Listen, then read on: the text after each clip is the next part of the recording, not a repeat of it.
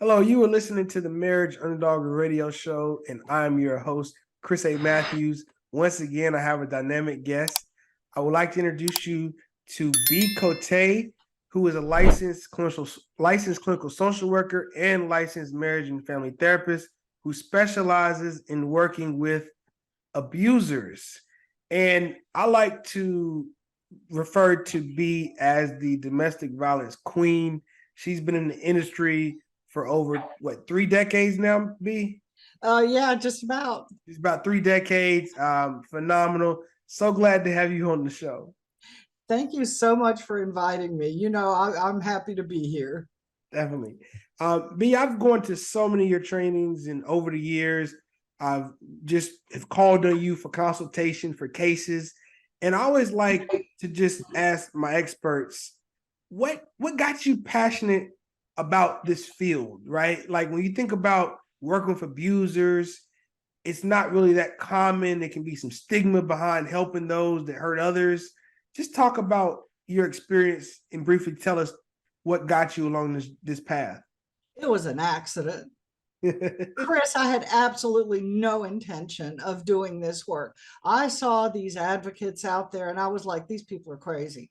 And I really had no intention of doing it. But I was doing child protective services, and this was the mid 90s, and we were just really getting started in recognizing how domestic violence was impacting children, that it was off, and it was just as often a case, a cause for for child abuse, as was drugs and alcohol addiction by the parents. And so I started going to all the trainings because nobody else wanted to, and I love going to trainings. So I started becoming like the domestic violence expert way back in the day. And then I got a job running a domestic violence intervention program. Sometimes they're called BIPs, a Battering Intervention Program. And it took off from there. And I really enjoyed, which is strange, right? When you say you enjoy working with abusers, but I really do, because it's like,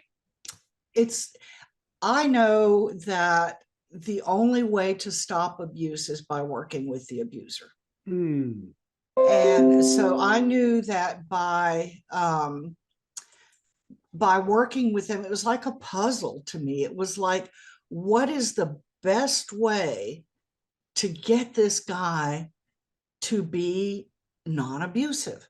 And the whole thing was for the victims.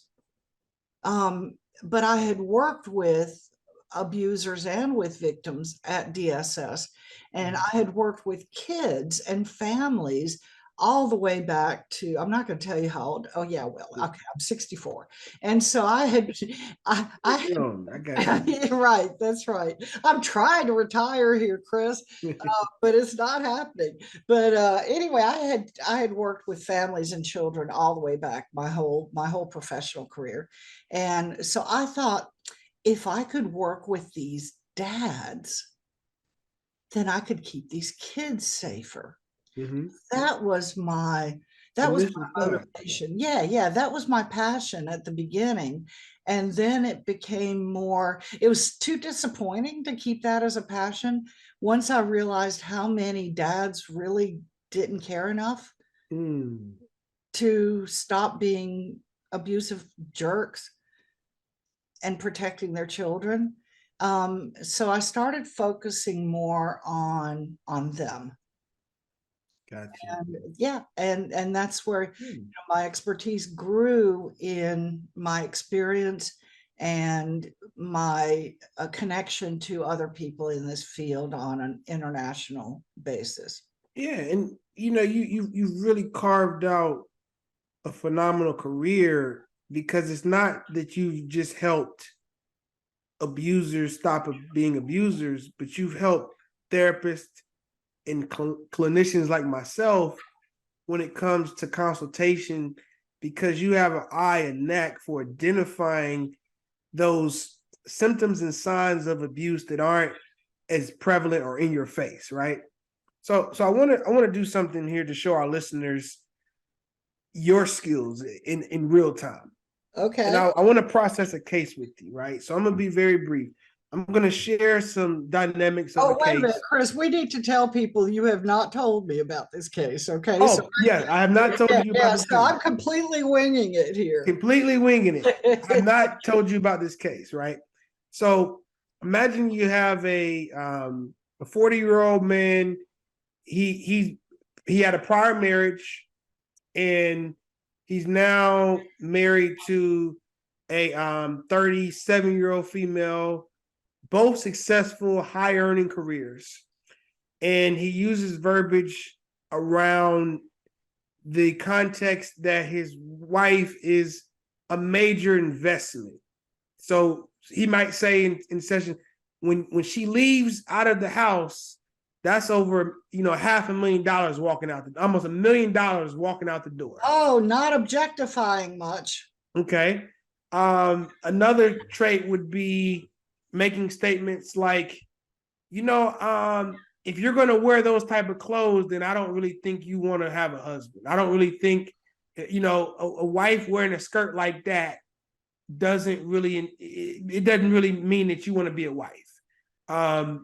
Or making a threat to dissolve the relationship anytime the partner doesn't really get what they want. Blended family, and will say to the wife, you don't have the authority to discipline my children because I've seen how you've acted around your kids. And my kids just won't have respect for you the way And they they don't respect have children together. you. They don't have children together. Okay. While the woman was working on her career to be pretty affluent in what she was studying, he was funding everything. So now that she's in the career of her choice, he feels like she now needs to pay that back. Wow. So those are just some traits. I want to kind of highlight what you heard in some of those traits. Okay, so what I heard was non-criminal abuse. What I heard was what we call coercive control. He is degrading her. He treats her as an object, as his accessory. So she is only valuable to him in how she makes him look. He has absolutely no regard for her as a person. He doesn't care about her values, about her dreams.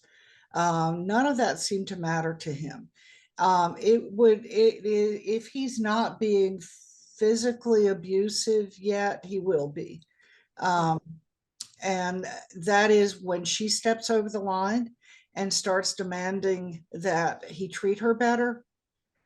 He could possibly react with violence at that point, unless she goes back into her little shell where he puts her. So I'm not sure that he's a dangerous man, but he's certainly a big old jerk. Got you. Now, with that profile, from a therapeutic perspective, we could look into family of origin. And what's the difference between processing the whys versus the hows? And what I mean by the whys are, I'm sure in your work, you know that, people aren't born abusers, right? There had to have been situations, circumstances, and experiences that induced that behavior. But then the how would be what that person can do to counteract those behaviors so they're capable of having a healthy relationship, right? So let's start with the whys first. What are some of the whys, and do the whys even matter, or the hows more important? Well, there's really just one why, and everything falls under that one. So it's really easy peasy, right? It's about entitlement. Okay, so entitlement is like the key word there. So there is something, and we're talking about a man who's the potential abuser in this case, and the woman is a potential victim. There is no such thing as dual abuse. Talk about that. Relationship. Well, because Domestic violence, which is really intimate partner abuse, is premised on there being a power differential in the relationship. In this case, he clearly has power up, right? And uses his power to keep her in her place. He tells her over and over again in so many ways that she doesn't have the power. He has the power because he paid for her education. He has the power because he's taking care of them. He has the power because he's the man. He has the power because he says so. And if you think about, so power is one of the entitlements. It's probably the hugest one of all the entitlements, but so almost all of them, if you look at, is there a power differential in this couple? All right. Yeah, absolutely. And I can, yeah, absolutely. Right. And I can tell you some ways, you know, if you want later on, of determining who's got the power in the relationship. But so he's got the power in the relationship. So we hear about power and control as being the reason for abuse. It's not really. It's one of the biggest entitlements. If you think of power as being a mindset, a belief, and control as being a behavior that comes out of the belief that you have the power. So you therefore are going to assert the power. And so when I say entitlements, those can be things like, I'm the man of the house, I'm the boss, I need to put her in a place, I need to remind her who's the boss, I need to discipline her like she's a child, right? So degrading that person and really, disregarding their humanity or equivalent value. Exactly. Now, because if you think about the title of the show, Marriage Underdogs, right? And we target couples that may be in a rough or tough season of marriage. And if someone's listening who has encountered a partner or is married to a partner with some of these traits and characteristics, what can they do to get into a safer place? It's so hard because what we need to do, okay, let me think through this. I think the very first thing is we need to pay attention. We need and listen to this podcast and other podcasts that explain that almost all domestic violence or intimate partner abuse is not criminal. Most of it is not criminal. Most of it is exactly the kind of behaviors that you're describing. And so if we recognize those as being what they are earlier on in the relationship, it's easier to try to put a stop to it or get out of it before you become so entrenched in it that it makes it hard to leave. And by the way, leaving is not an option for a lot of people who are talk about that, because I'm sure listeners who may not be in an abusive relationship know someone, and they just ask this question: why don't you just leave? Or they might even pass judgment toward abusers, right? So talk about that. I'll tell you what. Why don't you just leave? Because the studies that look at domestic violence murders tell us that 78% of the murders happened because she left. But when I look at these news reports, like this one that happened here last week, and I was just interviewed, they just found her body, and they just arrested him.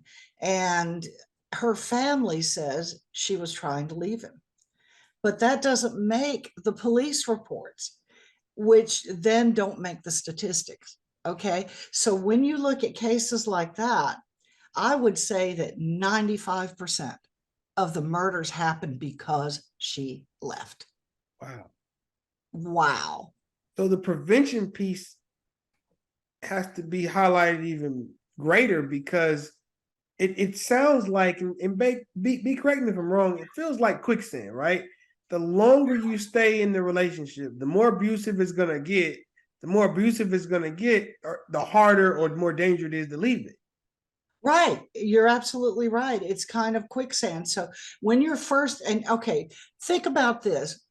How are women socialized to be in marriages? In other words, what's our role in a marriage traditionally? Well, traditional would be more of the nurturer, Right. child rearer.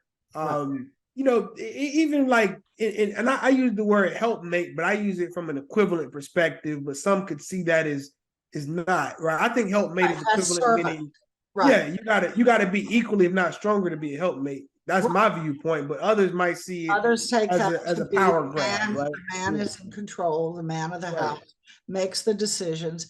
And so I was trained as a little girl. Thank God my mother wasn't like this, because she had 6 kids by the age of 28, and she's like, y'all don't ever have to get married or have kids, you know. But I saw this all growing up, and that was, we dream about our marriage and our wedding and how many kids we're going to have. And so we fall in love with a man who loves us. We don't fall in love with an abuser. We never fall in love with an abuser. We fall in love with a man that loves us, and it's the dream, and we have the wedding and we have the kids then, and all of a sudden he's just not the man he used to be. So me, I'm a nurturer. I'm raised to take care of my husband and my kids, so I'm going to try to fix this. Hmm. There's something I can do to fix this, right? So Right. I keep trying to fix this. And what that does, by doing that, I lose more power. Talk about that for a second, because I'm hearing you say the more that the wife or the victim attempts to fix, they lose more power. Right. By attempting to fix it, we're acknowledging our own victimhood without realizing it. We're while telling him the whole time that we understand that this is our fault, what's going on in the relationship, which is, by the way, also the reason that couples counseling doesn't work with Yeah. marriages that where there is some kind of power up domestic violence. But anyway, so if we think we can fix it, it tells him that he's not the problem. Mm. He's made it so it's our problem, and for us to fix it. If we buy that reinforces what he's saying about it's our problem. So now we get to the real solution.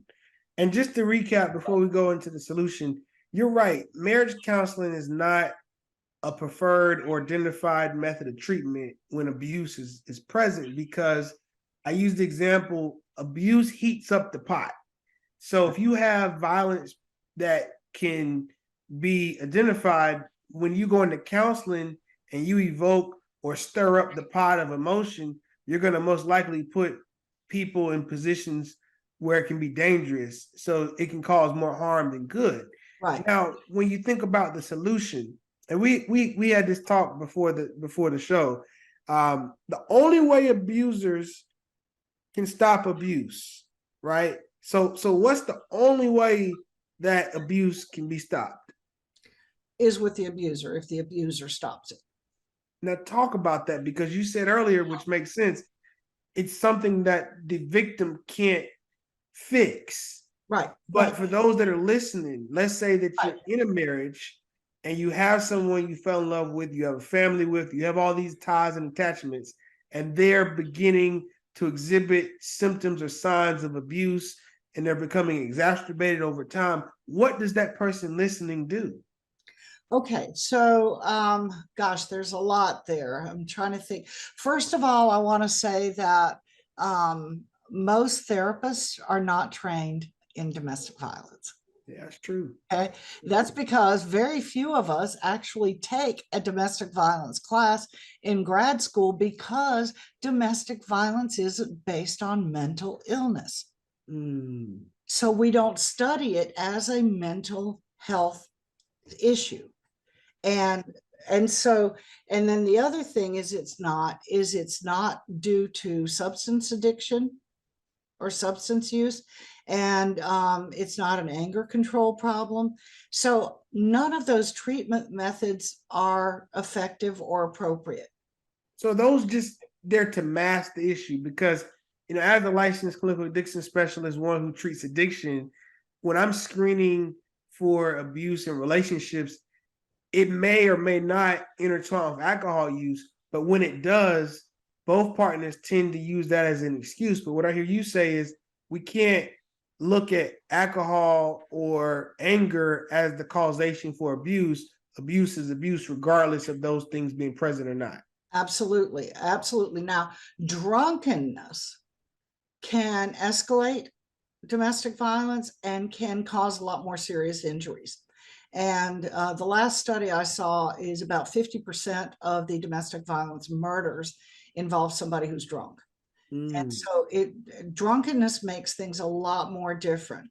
But if like alcohol caused domestic violence, then you would see a heck of a lot more domestic violence out there. Right. So basically, everybody who's an alcoholic may not be an abuser, but when an abuser is an alcoholic, it makes it more likely that death could be on the other side of it. Right. And it provides a convenient excuse because we hear it all the time. He only gets that way when he's drinking.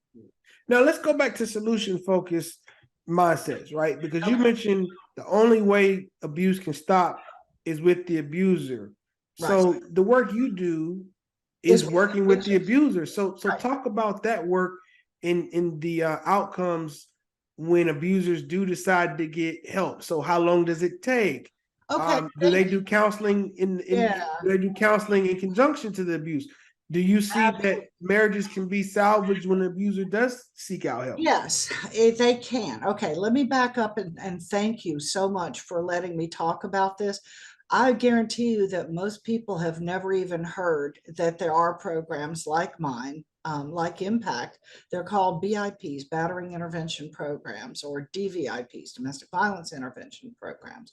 And what we do is we work him through looking at why he abused. What were his belief systems about abuse, about relationships, about men, about women?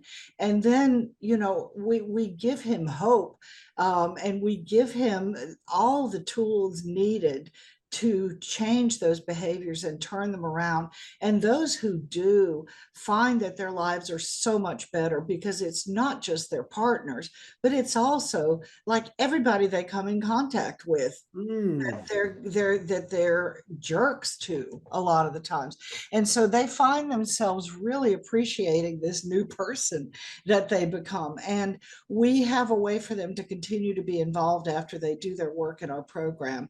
Our program is not just for guys who've been court ordered or sent by DSS, but also we have a lot of guys who are self-referred or referred by their partners or their therapists. And we treat them all the same.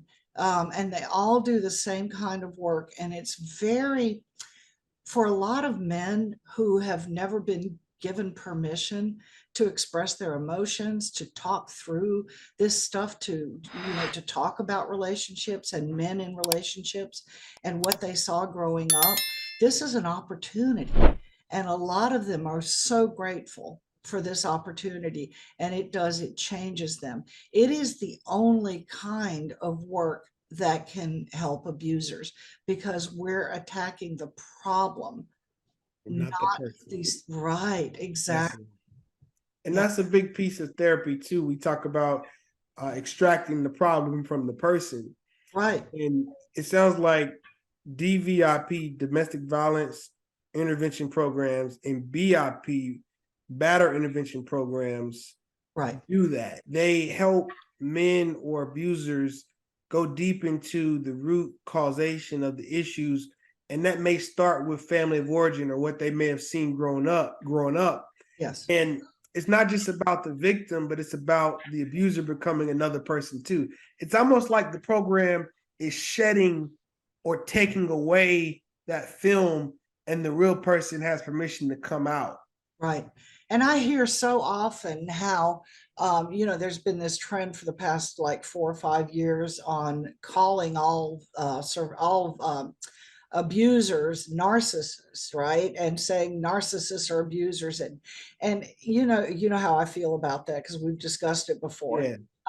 Please don't do that, y'all. Please don't call abusers narcissists abuser, because the fact is that most of the men in my group who are all admitted abusers are not narcissists.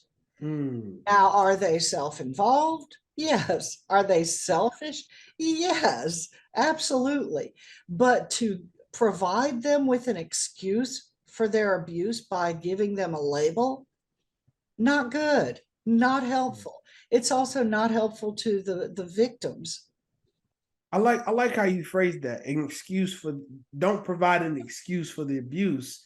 And labels are designed for, in most cases, when you think about mental health, to really bill insurance. Right, So right. now labels also, when you study mental health, they talk about labels can assist a client with identifying what the issues are so they can begin to treat them.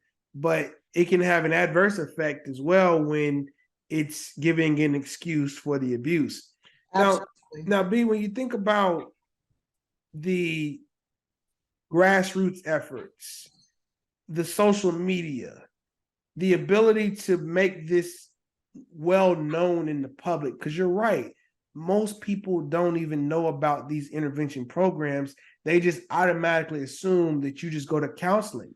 So talk about your branding, talk about your hashtags, talk about how you're utilizing platforms in social media and even news outlets to get the word out. Okay. Um, we are kind of stuck. Abusers are not a sexy sell for fundraising. Right. Yeah. Right. Think about it. They are Yeah. not puppy dogs or Yeah. kids in wheelchairs.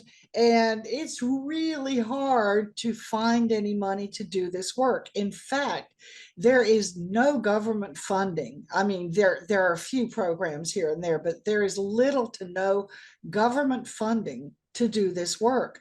And so I have a nonprofit, and we're in the middle of merging right now with, we're merging my impact program, which is my BIP, with a nonprofit. And what we do is we provide scholarships for men who otherwise wouldn't be able to afford to do the impact program. And so, I want to interject to that point. I'm glad you mentioned nonprofit and scholarships because we're making the assumption that everybody can just afford to get help. right. So keep going. I just want to highlight that though. Right, and there are a lot of people who can't. So we are a mix of we are an accountability based program. We're not kumbaya. We're not going to beat the drums, all right. But we also show a lot of love and understanding in our programs. But they right now, my impact program is completely self pay.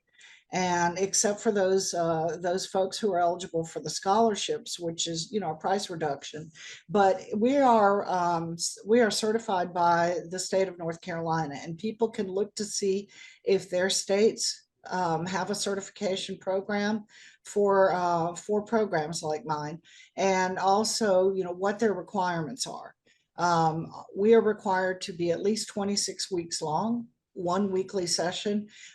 We have some in-person groups and some virtual groups still at this point. We'll also always have a virtual group. But anyway, so if you think about it, there's not enough money for victims out there. And so we don't want to take away money that's designed to help victims either. Victims shouldn't have to pay anything, you know, when they get services. And so it's really, really hard to get funding. And I would appreciate y'all looking at our program as a part of a coordinated community response to domestic violence. Right. We should be at the table every single time there's a discussion about domestic violence in your community. And I want to highlight something here, B. We have to burn this candle at both ends. Yes, we want to make sure victims are getting services. We want to make sure victims have the ability to escape abuse and their lives are prolonged and extended and not taken because of an abuser. That's something we definitely want to put at the forefront. At the same time, if we don't help the abuser, even when that victim leaves, we got to Yes. remember they're just going to get right back in the same another relationship, and now we have another casualty of abuse. Yeah, that's it. Oh, and So we have to do both. We can't just look at the victim you and can't. not treat the With the abuser. victim, we're putting band-aids on her. Right, because the abuser is going to be the source of the abuse. Duh, right? Yeah, But people don't think about that. yeah. We just want him to But, go away. this is why though, right? Like when you think about where we are in America, it's a very punitive society, right? Yes. And I get it. I have a daughter, I have a wife, I have a mother, I have some very valuable women in my life, right? And if any of those women were to be harmed or struck, I have sister, all this, right? So if any of these women were to be victims of domestic violence, I'm immediately thinking as a man, someone who wants to protect them, that person should be punished.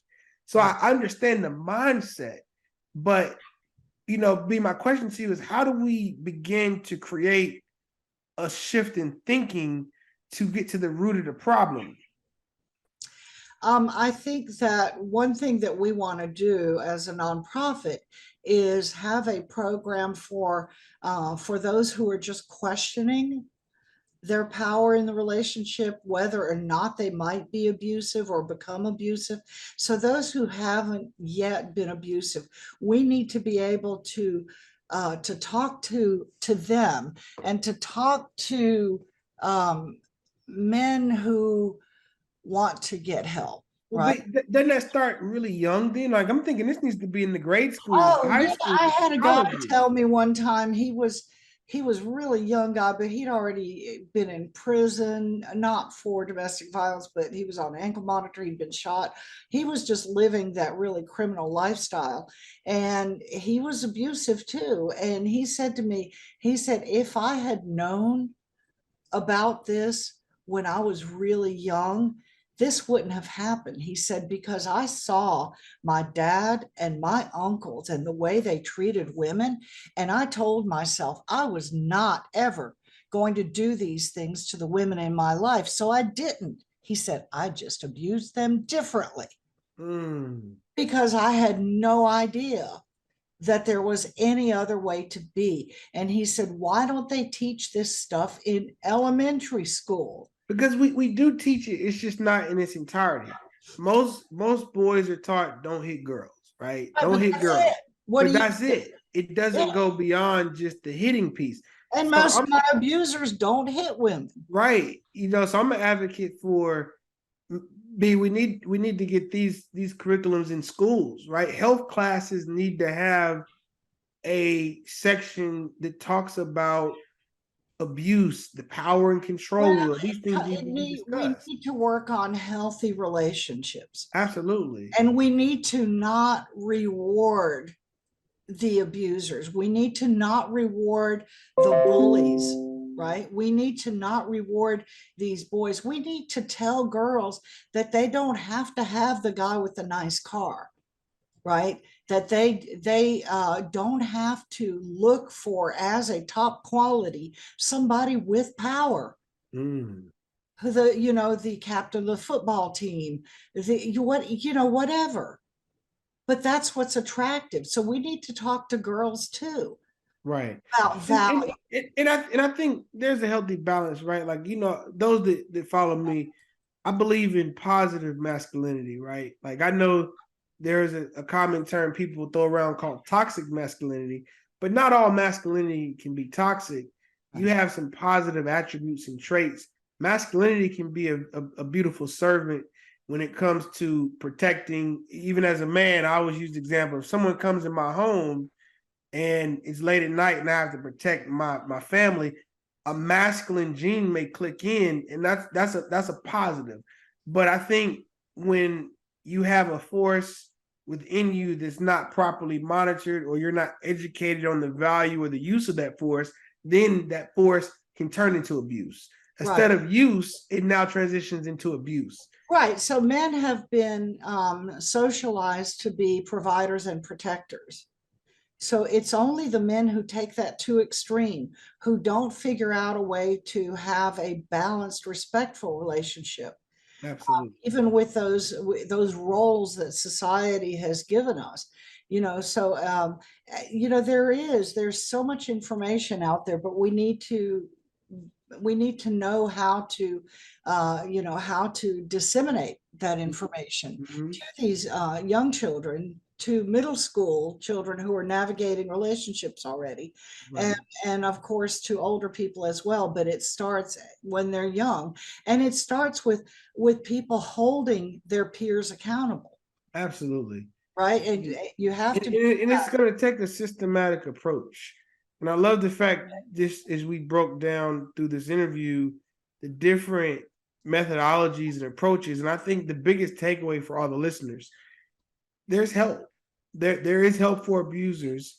It just doesn't look like going to counseling. It looks like doing a domestic violence intervention program or a battering intervention program. So, Yes. B, once again, how can people contact you? How can they follow up with what you're doing so we can continue to hopefully get the word out? Okay, people can Google domestic violence intervention programs in North Carolina. They can email me at my website, impactdv.org, or they're welcome to reach out and call me or text me at 980-721-7268. And they can also call the National Domestic Violence Hotline, and I can't remember it off the top of my head, but the hotline doesn't just have services for victims, but it also has listings for help with abusers. Man, this is powerful. B, I'm so glad you took the opportunity out of your busy schedule to be on the show. And for those that are listening, our goal, provide resources and information from experts who are in the field, who actually specialize in these areas. And I know as marriage underdogs, those that may be listening to may be in a season that's really tough in marriage, or you want to prevent being in that season. So do heed Bea's advice and connect with an intervention program if you or your partner is exhibiting any symptoms or signs that correlate with abuse. I'm so glad, Bea, you're on. We got to have you on again as well. It's really, really great to dive deep into these topics because we want to be that light for people. For those that have been listening, do check us out on Apple Podcasts, Spotify. Leave comments. I'll definitely make sure we put some show note descriptions on our YouTube video with Bea's information. B, I know I always I call you B, Babe, but I know it's B. I do okay. apologize. That's okay. I get that I know all you for almost 15 years now. So, and listen, I just want to tell you how much I appreciate you and this forum for doing exactly what we were talking about earlier, and that is educating the community. yes, we have to, because marriage is a lifestyle. It takes a lot of work, and those that are listening, if you're willing to do the work, they have resources out here available. So those that have been listening, you've been tuning in to Marriage Underdogs Radio Show. I'm your host, Chris A. Matthews. We've had Bea Cote on, phenomenal guest. Bea, I just want to thank you again as well. And once again, leave comments, likes, and I look forward to bringing you all another phenomenal show next week. Thank you.